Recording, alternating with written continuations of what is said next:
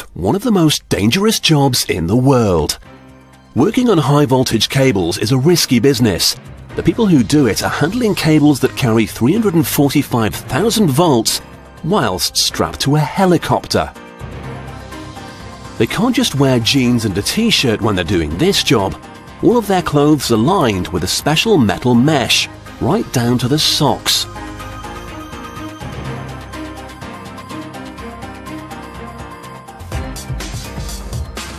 Here's how it works. Electricity flows along the easiest path. As metal has a much lower resistance than flesh and bone, the electricity is conducted safely around the body rather than through it.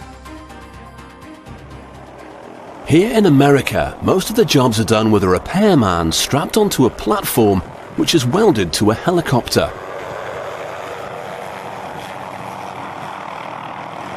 They edge up to the power lines which are attached to the tower. Since the helicopter is only touching the cable, the electricity flows round it in a loop and doesn't build up in any one place. Here, he's changing an isolator. That stops the electricity flowing down the supporting pole.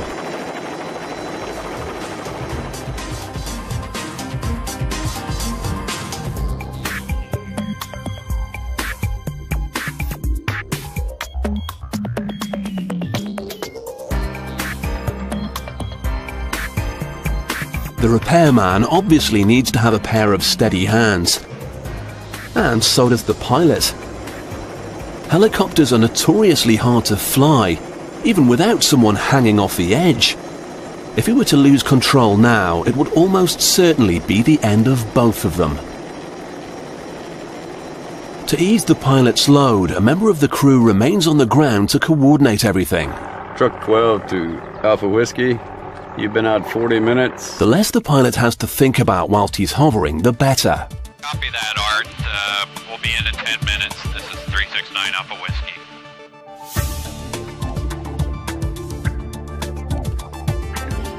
With some jobs taking hours, it can mean several refueling trips.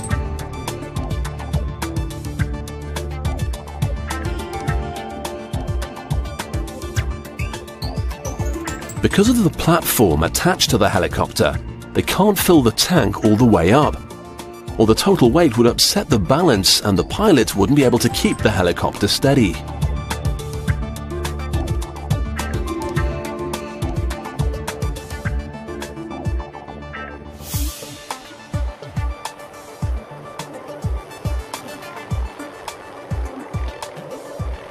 If a job's next to a pylon, then the helicopter has to drop the repairman off and leave him to make his own way.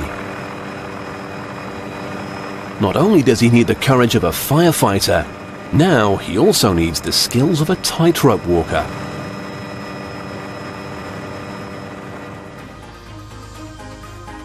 If you're scared of heights, then there is definitely no need to apply for this job.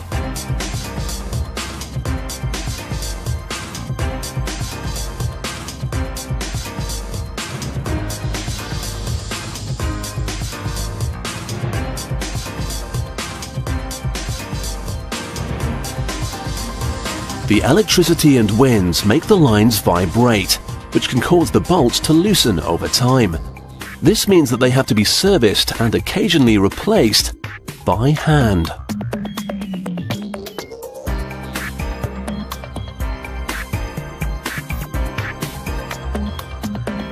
With another exhausting job complete, he can shuffle back down the line to a place where it's safe to be picked up. As if that job wasn't tough enough, here he's only got 2 lines to move along.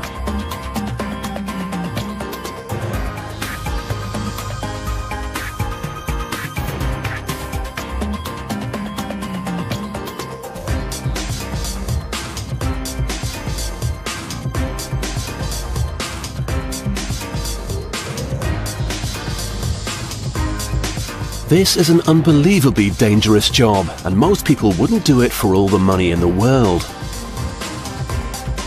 But for the power companies, it's well worth the hefty pay packets they hand out at the end of the month. These guys save them about $60 million a day.